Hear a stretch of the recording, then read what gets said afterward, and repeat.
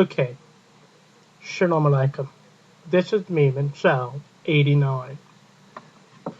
In this video, we will be discussing Deuteronomy 6:4. The name of this video is Yehovah Echad. In Deuteronomy 6:4, we read the watchword of the faith. Shema Yisrael, Yehovah Eloheinu, Yehovah Echad.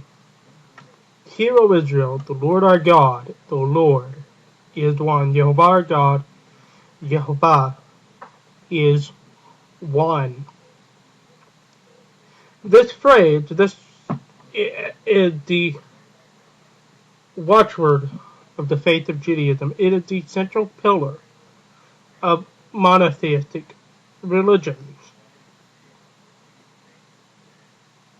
This particular, the last two words, Yehovah Echad, Yehovah is one, has been of particular interest within the discussion between Unitarians and Trinitarians alike. How exactly is God one? The Unitarians maintain that God is one person of a divine substance. When it says God is one, it means that He's one in the absolute sense. The Trinitarians, however, contend that God is made up of three divine persons. They use, if you go to the sampling of the Trinitarian website, they make the claim that if God wanted to know that He's one in the singular sense, He would use the word Yachid and not Echad, with Yachid that is numerical oneness. Echad, however, has the sense that He is a plurality. That Echad means really a composite unity, as is found in Genesis 2. In Genesis 2:24, the male and female shall become one flesh. However, let's look at the creed of Messiah, the creed atop of the Messiah himself. In Mark 12:21, a scribe of 28, matter of fact, the previous context before verse 28 is Yeshua confronts, has a question by the Sadducees, and he refutes them. Now a scribe from among the Pharisees. A scribe came and approached Yeshua.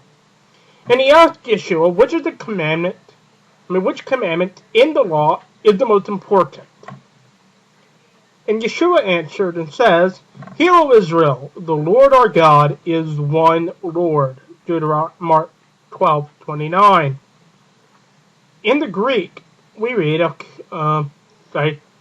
Akoi, I may have mispronounced that, Yisrael Kiryat Chafias, Emon Kiryas is Estin.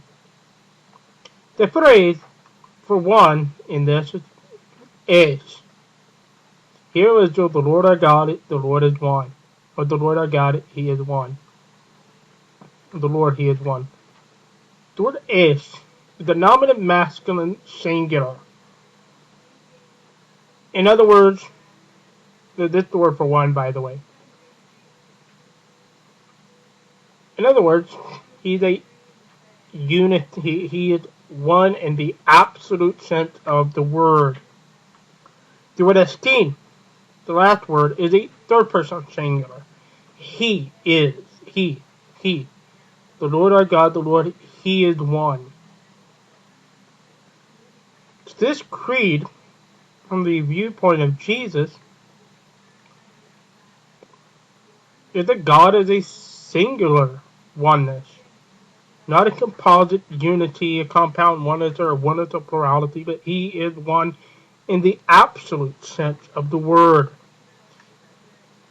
The scribe replied and said, Well said, teacher, you have spoken in truth that He is one, and there is no one else except Him. Singular personal pronouns are being used, He and Him. Yeah, third person, but still singular, He and Him. So the scribe understands this Shema Yisrael as being that God is one.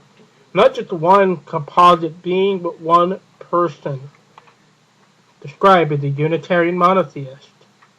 He believes there's one God who is one person.